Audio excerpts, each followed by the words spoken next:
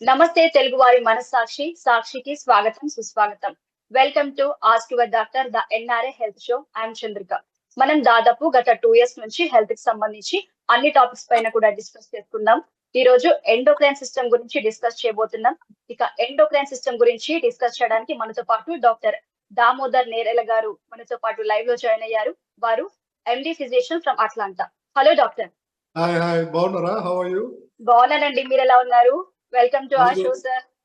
All good. And I'm glad to be, part of the show.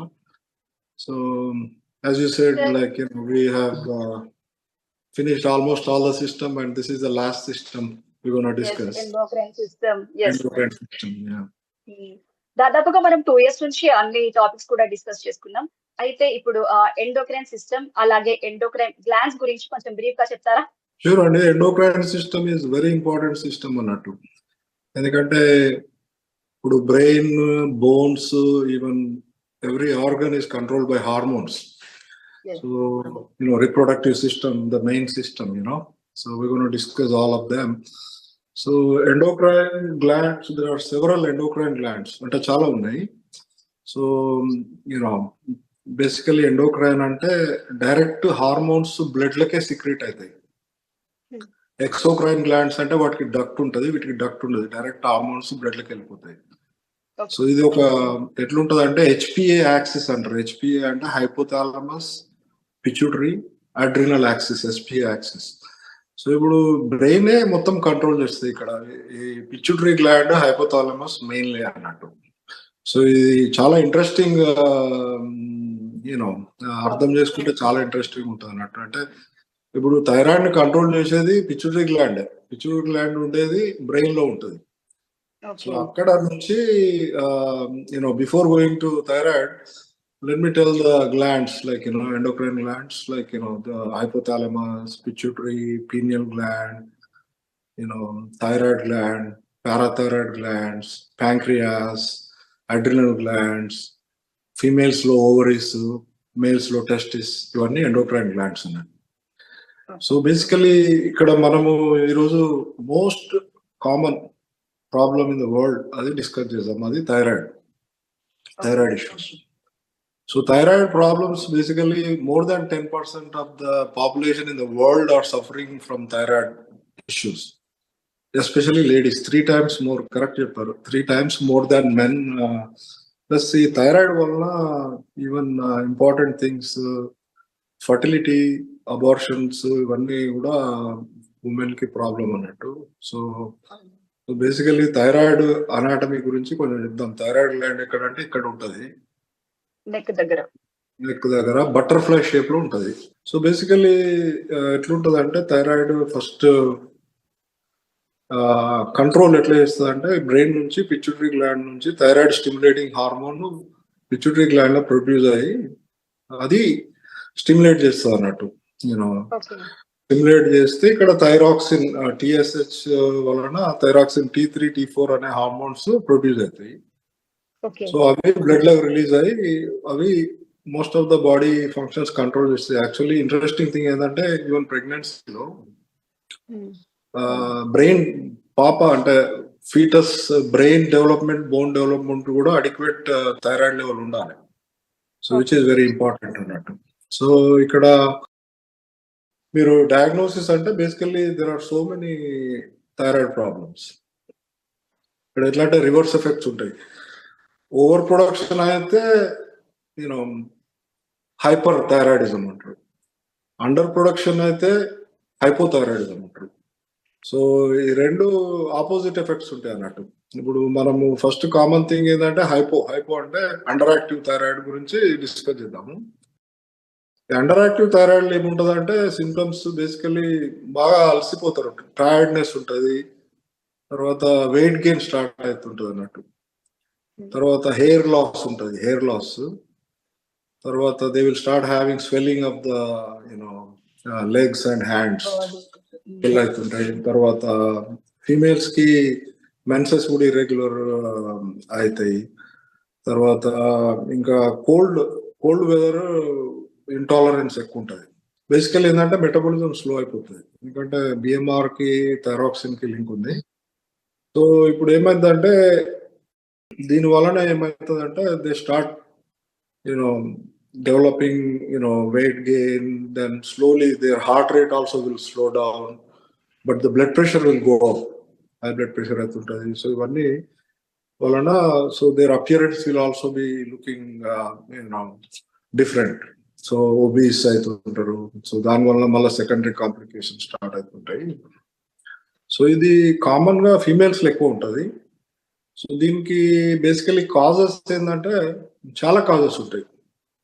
Most common cause ఏంటంటే auto immune thyroiditis అంటారు.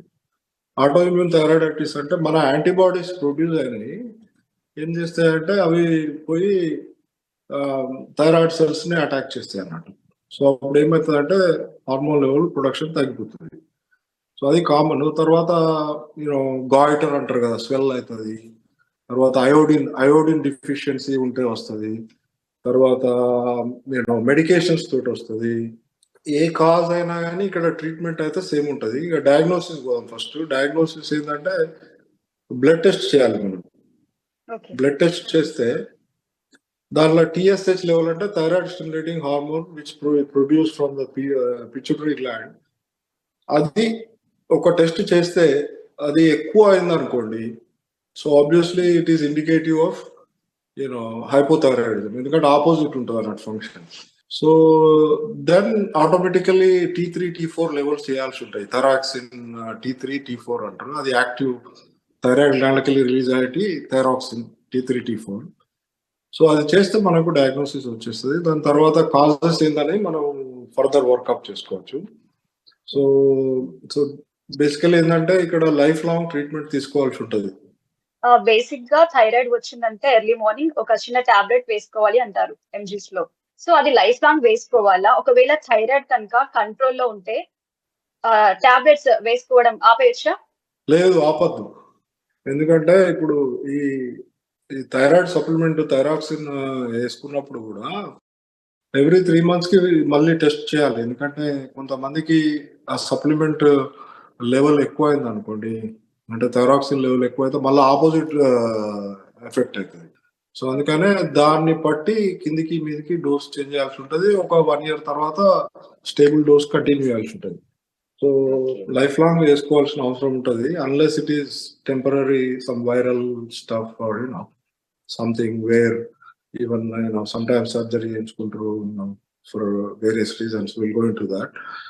So అందుకని ఇంకా తీసుకోవాల్సిన అవసరం ఉంటుంది, ఎందుకంటే it's very important especially for females. Infertility కూడా రావచ్చు. ఫర్టిలిటీ ప్లస్ ఈవెన్ ప్రెగ్నెన్సీ అయిన తర్వాత కూడా అబార్షన్ అయ్యే ఛాన్స్ ఎక్కువ ఉంటుంది అంటుంటారు. సో మరి దీన్ని ఎట్లా ఓవర్కమ్ చేసుకోవచ్చు అంటారు? ఈ థైరాయిడ్ ఉన్న వాళ్ళు ఒకవేళ ప్రెగ్నెంట్ కనుక వస్తే వాళ్ళు ఎట్లా ఓవర్కమ్ చేసుకోవాలి అబార్షన్స్ కాకుండా? మోర్ ఫ్రీక్వెంట్ గా ఫాలో అప్ చేసుకోవాలి, మోర్ ఫ్రీక్వెంట్ గా మానిటరింగ్ చేయాలి. అడిక్వేట్ అంటే ఎక్కువ డోస్ అవసరం అవుతుంది ప్రెగ్నెన్సీ, ఎందుకంటే బేబీ కూడా ఉంటుంది కదా. ఇప్పుడు ఎక్కువ ఫుడ్ ఎట్లా తింటారో క్యాలరీస్, అట్లనే ఎక్కువ హార్మోన్ కూడా రిక్వైర్మెంట్ ఉంటుంది. తల్లి బిడ్డకి ఇద్దరికి ఇవ్వాలి కదా. సో అది లాజిక్ ఇక్కడ. సో ఇప్పుడు డయాగ్నోసిస్ తర్వాత treatment simple, anybody can treat it.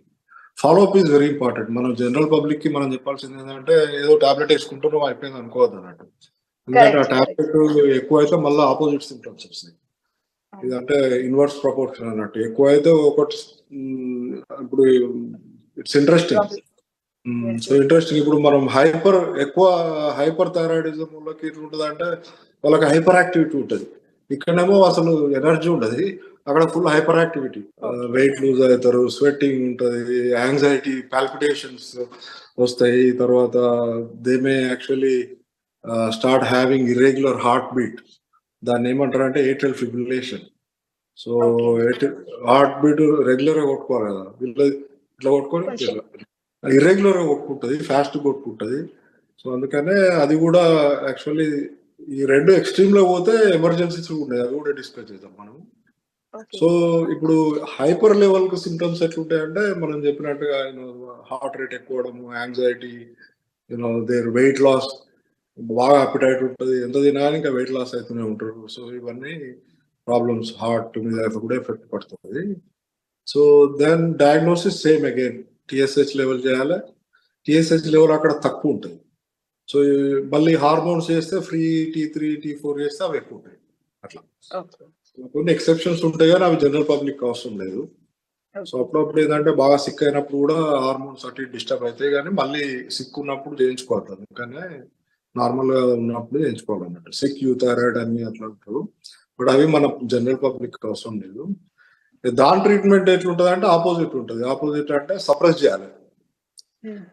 Suppression కి మెడికేషన్స్ ఉన్నాయి, సర్జరీ ఉంది, రేడియో యాక్టివ్ అయోడిన్ ఇస్తారు, కొంతమంది టాక్సిక్ వాటర్ ఉంటే సర్జరీ తీసేస్తారు. సో అయితే ప్రాబ్లం ఏమవుతుందంటే ఇక్కడ మీరు రేడియో యాక్టివ్ అయోడిన్ ఇస్తే ఏమైందంటే అప్పుడు అది పోయి ఎక్కువ సెల్స్ ని కిల్ చేసింది అనుకోండి, మళ్ళీ అండర్ యాక్టివ్ థైరాయిడ్ అయ్యే ప్రాబ్లం ఉంటుంది. సో అందుకనే you have to monitoring is very important. So అప్పుడు ఏమైందంటే మళ్ళీ థైరాక్సిన్ రిప్లేస్మెంట్ చేయాల్సి వస్తుంది. సో అందుకని you have to be very cautious what you are doing. తర్వాత ఇంకా ఇది ఎక్స్ట్రీమ్ లెవెల్స్ కు పోతే ఎమర్జెన్సీస్ ఉంటాయి అన్నట్టు. అవును సార్, మీరు చెప్పినట్టు ఎమర్జెన్సీ అంటే కొన్ని సిచ్యువేషన్ లో థైరాయిడ్ వచ్చిన వాళ్ళు కోమాలోకి కూడా వెళ్లే అవకాశం ఉంది అంటారు కదా, అది ఎట్లాంటి సిచ్యువేషన్ లో వాళ్ళు కోమాలోకి వెళ్లే అవకాశం ఉంది అంటారు? వెరీ ఇంపార్టెంట్ అండి. హై మోర్టాలిటీ అది. అంటే you know they will be very sick. Coma అంటే పదం అట్లా కోమా పెట్టిల్ కానీ they may not be in totally coma, but they will be very lethargic and very drowsy, sleepy. They are awake, but they'll be in very it's an emergency. You have to treat with IV medication. So వాళ్ళు total గా they will B అంటే అంత లో అయిపోయి continuous అట్లే ఉన్నప్పుడు they will go into that altered mental status అన్నట్టు. So అప్పుడు వాళ్ళకి ఇమీడియట్ గా ఐసీయూలో అడ్మిట్ చేసి ఐవి మెడికేషన్ ఇవ్వాల్సి వస్తుంది, IV thyroxine. But it's very very not that common, but if it happens mortality rate is high, death rate ఎక్కువ ఉంటుంది. అందుకనే it's important to diagnosis and follow it closely. So తర్వాత opposite లా thyrotoxicosis అంటారు. Thyrotoxicosis అంటే ఇంకా people may go into atrial fibrillation, very fast heart rate, and they may have like eyes bulging. తర్వాత they may have skinny, lot of weight loss. So వాళ్ళకి కూడా immediate గా you have to take care of those problems. Beta blockers చేయాల్సి వస్తుంది, heart rate control చేయాల్సి వస్తుంది, cardiologist తో follow up చేయాల్సి వస్తుంది. సో మళ్ళీ హార్మోన్స్ కరెక్ట్ చేసినాక it will go away the atrial fibrillation, but initially you have to control their heart rate with sometimes IV medication, beta blockers చేయాల్సి వస్తుంది. So very important అన్నట్టు. These two are very important situations. చాలా మందికి తెలియదు thyroid ఉంటే కోమాలకి వెళ్ళే situation వరకు వస్తుందని. దాన్ని చాలా మంది లైట్ కూడా తీసుకుంటారు కదా, అంటే ఒక్కొక్కసారి కొన్ని డేస్ టాబ్లెట్ వేసుకుంటారు, కొన్ని డేస్ టాబ్లెట్ వేసుకోరు, మేబీ కంట్రోల్ అయిపోయిందిలేమో అనేసి. అంటే some times they may get confuse with another disease. So వేరే ఇన్ఫెక్షన్ ఉన్నది అనుకుంటారు. So unless you test you don't know కదా. అందుకనే it's better to have a doctor, one doctor, primary doctor who knows you in and out.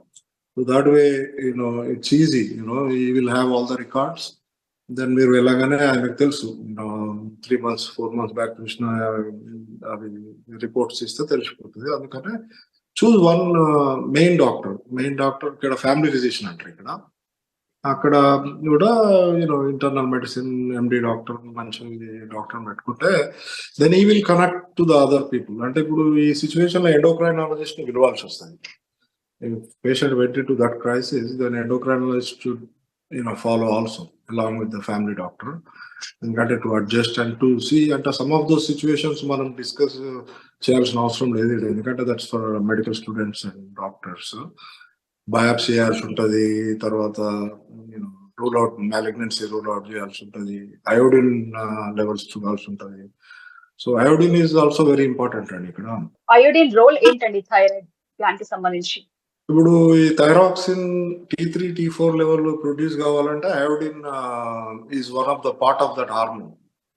So మనకు iodine deficiency common కాబట్టి అది తక్కువ ఉన్నా కానీ then you can go into underactive thyroid. So iodine ఎక్కువనా అని ప్రాబ్లమే, అందుకనే you have to balance it. So ఇక్కడ అమెరికాలో ఏం చేస్తారంటే ఇప్పుడు సాల్ట్ ఉంది కదండి, అండ్ ఇండియాలో కూడా ఉంది అయోడైజ్ సాల్ట్ ఉంటుంది అన్నట్టు. సో అది జనరల్ గా 1000 మైక్రోగ్రామ్స్ పర్ డే రిక్వైర్మెంట్ ఉంటుంది అయోడిన్. సో సాల్ట్ తర్వాత సీరియల్ అలా ఫోర్టిఫై చేస్తారు. సో సో యూజువల్ గా it should be enough if you take care of it. So అది ఇంపార్టెంట్ అన్నట్టు. ఎక్కువ అయోడిన్ తీసుకున్నా అని మళ్ళీ it can cause problems also. So అందుకనే iodine is important for production of these hormones. Sir, salt అంటే చాలా మంది రాక్ సాల్ట్ హెల్త్ కి మంచిది అంటారు. సో అది థైరాయిడ్ గ్లాండ్ కి ఏ విధంగా అయినా యూజ్ అవుతుందా? అంటే సాల్ట్ లో థైరాయిడ్ ఇప్పుడు అయోడిన్ సప్లిమెంటెడ్ సాల్ట్ దొరుకుతుంది, అది బెటర్. ఎందుకంటే ఆల్రెడీ దాంట్లో ప్రపోర్షనేట్ యాడ్ చేస్తారు. జనరల్ గా recommendation is 2 grams salt per day per person. అంతకంటే ఎక్కువ తీసుకున్నా అని మళ్ళీ it's gonna effect your heart, blood pressure, ఇవన్నీ హెడేక్స్ ఉంటాయి. Most of the problem third world countries is because of the salt. మన వాళ్ళు సాల్ట్ బాగా వేసుకుంటారు కదా. హార్ట్ ప్రాబ్లమ్స్, బీపీ ఉన్న వాళ్ళు ఈ సాల్ట్ పికిల్స్ కొంచెం కంట్రోల్ చేసుకుంటే లాట్ ఆఫ్ ప్రాబ్లమ్స్ సాల్వ్ అవుతాయి. స్వెల్లింగ్ వస్తుంది, కిడ్నీ ప్రాబ్లమ్స్ వస్తాయి, చాలా ప్రాబ్లమ్స్ వస్తాయి సాల్ట్ తోటి. సో సాల్ట్ కొంచెం బ్యాలెన్స్ గా తీసుకోవాలి. సార్, మీరు ఇంతకుముందు చెప్పారు థైరాయిడ్ గ్లాండ్ కూడా తీసేయాల్సి ఉంటుంది సమ్ టైమ్ అని. అంటే థైరాయిడ్ తీసేయడం వల్ల, గ్లాండ్ తీసేయడం వల్ల ఫ్యూచర్ లో ఏదైనా ప్రాబ్లం వచ్చే అవకాశం ఉంటుందా? ఎట్లాంటి సిచ్యువేషన్ లో ఈ గ్లాండ్ తీసిస్తారు? వెనుక పారాథైరాయిడ్ గ్లాండ్స్ ఉంటాయి. పారాథైరాయిడ్ గ్లాండ్స్ అంటే 4 ఉంటాయి. ఒక్కొక్క సైడ్ కు 2 ఉంటాయి అన్నట్టు. అవి కూడా వెరీ ఇంపార్టెంట్ ఎండోక్రైన్ గ్లాండ్స్. అవి పారాథైరాయిడ్ హార్మోన్ ప్రొడ్యూస్ చేస్తాయి, పీటీహెచ్ అంటారు. PTH hormone is very important because it controls the calcium absorption. So అది ఎక్కువ అయితే ఏమైందంటే కాల్షియం ఎక్కువైపోతుంది, తక్కువైంది అనుకో కాల్షియం పడిపోయి ఇప్పుడు ఫ్రాక్చర్స్ కావడము, ఆస్టియోపోరోసిస్ కావడము, ఇవన్నీ ఉంటాయి అన్నట్టు. Again same thing. So you have to balance. ఇప్పుడు సర్జరీ, మీరు అడిగిన క్వశ్చన్కి ఏమంటే సర్జరీ చేసినప్పుడు ఒకవేళ పారాథైరాయిడ్ గ్లాండ్ కూడా తీసేసింది అనుకోండి బై మిస్టేక్, అప్పుడు ఏమైందంటే మీకు అది కూడా మళ్ళీ you have to monitor those hormone levels also and take medication. So parathyroid very important, ఎందుకంటే హై కాల్షియం వచ్చింది అనుకోండి అది కూడా emergency. Patient can go in to cardiac arrest and die. Even low calcium వచ్చినా కానీ ప్రాబ్లమే. So it can go lead to sudden cardiac death. So అందుకనే calcium metabolism is also very important. So అందుకని you have to balance that. ఇంకొకటి ఏంటంటే ఈ radio active iodine ఇస్తే కూడా it can cause suppression, over suppression అయింది అనుకోండి, అంటే ఈచ్ పర్సన్స్ రెస్పాన్స్ డిఫరెంట్లీ కదా. సో అప్పుడు ఏమవుతుందంటే then you may end up having underactive thyroid. So ఇవన్నీ అందుకే యూ హ్యావ్ టు బ్యాలెన్స్ ఎట్లా చేస్తారు? Monitoring, right? You have to test and follow. So that is the only way. So it's lifelong. Sugar, BP లాగానే ఇది కూడా ఒకటి అనుకుని you have to follow up closely. Follow up అంటే ఎన్ని months కి డాక్టర్ ని కన్సల్ట్ అవ్వాలంటారు? అండర్ యాక్టివ్ థైరాయిడ్ ఉన్న వాళ్ళకి ఇచ్చినప్పుడు అట్లీస్ట్ ఒక 3 months కి మళ్ళీ రిపీట్ చేయాలి. చేసి నార్మల్ అయినా లేదా చూసుకోవాలి. ఒకవేళ ఇంకా టీఎస్హెచ్ లెవెల్ ఇంకా కూడా హై ఉంది అనుకోండి, థైరాక్సిన్ లెవెల్ ఎక్కువ చేయాల్సి ఉంటుంది, అంటే ట్రీట్మెంట్ ఎక్కువ చేయాల్సి ఉంటుంది. సో డోస్ పెంచాల్సి ఉంటుంది. సో ఒకవేళ టీఎస్హెచ్ లెవెల్ పడిపోతుంటే అది డోస్ తగ్గించాల్సి ఉంటుంది. So balance is important. లేకపోతే ఏమవుతుందంటే ఆపోజిట్ సింప్టమ్స్ వస్తుంటాయి. సో అందుకని ఎవ్రీ 3 months ఇనిషియల్లీ, తర్వాత ఎవ్రీ 6 months ఒకసారి పోతే సరిపోతుంది. ఒకసారి డోస్ సెట్ అయిందంటే యూజువల్ గా ప్రెగ్నెన్సీ ఉన్నప్పుడు ఎక్కువ ఇవ్వాల్సి వస్తుంది కాబట్టి కొంచెం ఎక్కువ మానిటర్ చేయాల్సి వస్తుంది. So that's a key point అన్నట్టు. సో ఇక్కడ అవాయిడ్ ఎట్లా చేయాలి, ప్రివెన్షన్ ఎట్లా చేయాలి థైరాయిడ్ ప్రాబ్లమ్స్ అంటే దట్స్ అవర్ గోల్ కదా. Basically balanced diet, iodine supplements, అంటే ఇప్పుడు అయోడైజ్ సాల్ట్ కూడా, అది కూడా adequate amount 2 grams per day salt control. తర్వాత ఇంకా కొంచెం సెలీనియం డిఫిషియన్సీ ఉంటే కూడా వస్తుంది అంటారు. But if you eat balanced diet and exercise that should be also. Turmeric అండి, టర్మరిక్ ఈస్ గుడ్ యాక్చువల్లీ. మన పసుపు అంటారు కదా, పసుపు యాక్చువల్లీ చాలా పాపులర్ అయింది అంతటా. కొంతమంది సప్లిమెంట్స్ కూడా తీసుకుంటారు. దాంతో ఏంటంటే ఇమ్యూనిటీ పెరగడము, anti cancer effects, anti inflammatory effects, even thyroid problems కూడా తగ్గుతారని I read in recent new articles. So మన హెల్తీ హ్యాబిట్స్ మెయింటైన్ చేస్తే will be safe. Selenium foods అంటే ఈ మధ్య కొత్తగా బ్రెజిల్ నట్స్ లో సెలీనియం ఎక్కువగా ఉంటుంది, అది తింటే థైరాయిడ్ తగ్గుతుంది అని ఒక టాక్ అయితే ఉంది కదా, అందులో నిజం ఎంత సార్? అంటే no research, but definitely this is one of the rarest things. If you eat adequately and balanced food, I think you'll be all right. You should not take any supplements unless needed. Iodine definitely research undi kabatti I encourage people, but when you go to the endocrinologist, atanu anni test chestadu, appudu you can recommend. But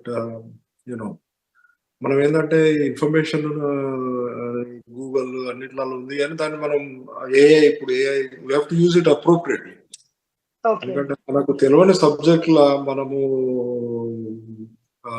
I encourage people to learn, but especially research. ఇప్పుడు చాలా మంది ayurvedic, homeopathy medicines try చేస్తారు కదా, అందులో తప్పేం లేదు, it's nothing wrong there. But at the end of the day, it's your health. You have to focus and see how long this medicine has been there, and were there any side effects, any research done. As chuste meeke idea vastadi. There is a lot of good medications and good treatment, but you always have to, when you have a problem, you have to spend time on that and understand about it. Then it becomes easy. Anxiety levels తగ్గిపోతుంది, మీకు కూడా ఒక awareness వచ్చినప్పుడు ఏమైందంటే you will be comfortable, లేకపోతే will just going to anxiety సైకోసిస్ అయిపోతుంది. So అందుకని when you have a problem you have to learn about it and take care of it. That's my advice to viewers. ఎందుకంటే it is very important కదండి, health is more important than anything in life. Health is wealth అని ఎందుకన్నారు? Because to make wealth you need health. చాలా మంది cabbage, cauliflower తినకూడదు thyroid వచ్చిన వాళ్ళు అంటుంటారు. సో ఎలాంటి ఫుడ్ హ్యాబిట్స్ మెయింటైన్ చేయాలి అంటారు? ఎందుకు అంటారు అంటే గాయిటర్ వస్తుంది, గాయిటర్ అంటే థైరాయిడ్ స్వెల్లింగ్ వస్తుంది. But if you take reasonable probably balance, like my suggestion is balance it, don't eat meat every day. Okay, maybe once a week meat, maybe once a week chicken, once a week fish, and mix with vegetables. Vegetables add your veggies. Even if you are eating let's say chicken also, you add some veggies there. So that way you balance it. Even fish is very good, especially salmon. It has a lot of omega-3 fatty acids, and it's pretty good. Fish lo kuda there are small fish is better than bigger fish always. Okay. The size is important. Smaller the fish, the better. So adokati important. Iga meer cabbage avannante inga if you eat once a week or every other week, it should be okay. And not everybody responds similarly. Everybody is different kabatti. So goiter cause chestani antaru, but so water అంటే పెద్ద swelling వస్తుంది, దాన్ని remove. And ఇంకా cancers ఉంటాయి, thyroid cancer we already discussed all those in the past. So basically we covered underactive, overactive thyroid, and parathyroid glands are so important because that bone strength, calcium metabolism important అన్నట్టు. ఎందుకంటే calcium ఎక్కువైతే కూడా they can go into altered mental status and death. Low calcium అయినా కానీ ప్రాబ్లమే. So అందుకనే you have to maintain parathyroid, thyroid hormone, అది 4 ఉంటాయి కదా, చిన్న గ్లాండ్స్ ఉంటాయి అన్నట్టు. ఇంకా so sir life style changes ఎలా ఉండాలంటారు థైరాయిడ్ వచ్చిన వాళ్ళు? లైఫ్ స్టైల్ చేంజెస్ అంటే ఇప్పుడు అండర్ యాక్టివ్ థైరాయిడ్ ఉన్న వాళ్ళకి obviously they will go in to obesity, weight gain కావడం ఉంటుంది. So to lose that weight thyroxine తీసుకుంటే హెల్ప్ చేస్తుంది, కానీ you have to take go extra mile. You know what I mean? Extra mile, do walking and exercise, and obviously same routine, healthy lifestyle, and follow up is very important. Close monitoring, and adequate treatment. And I think a weight kontamandi it may remain, so అందుకని you have to put a little extra effort. So swelling అవ్వాలంటే so opposite ఉన్న వాళ్ళకు కూడా అదే hyper thyroid ఉన్న వాళ్ళకు కూడా slowly they may start gaining weight and the eyes and all will get better, but so nutrition is important part. Always nutrition and physical activity important, and two things are life style and food రెండు. and bad habits you have to kind of obviously no smoking, but alcohol తాగని వాళ్ళు తాగకపోవడం better. If somebody enjoys, it's okay, but like for ladies 10 drinks a week, for men 14 drinks a week, so that's a healthy lifestyle. So you have to live the life also, so so that's why you have to do according to your like మన health కాబట్టి మన చేతిలోనే ఉంది కాబట్టి కాపాడుకుంటే మంచిది. Very important. Correct చెప్పారు. So nobody is responsible for your health. చిన్నతనం నుంచే పిల్లలకి ఎడ్యుకేట్ చేస్తే then it will become a healthy society and betterment of the world, not just one country. So and sharing and caring is important. Like మీ media వాళ్ళు, మా డాక్టర్లు అందరూ కలిస్తే we can make it a better society. Thank you so much sir. Thyroid glands గురించి, treatment గురించి, diagnosis గురించి మా వ్యూవర్స్ కి ఎక్స్ప్లెయిన్ చేశారు. Thank you so much once again.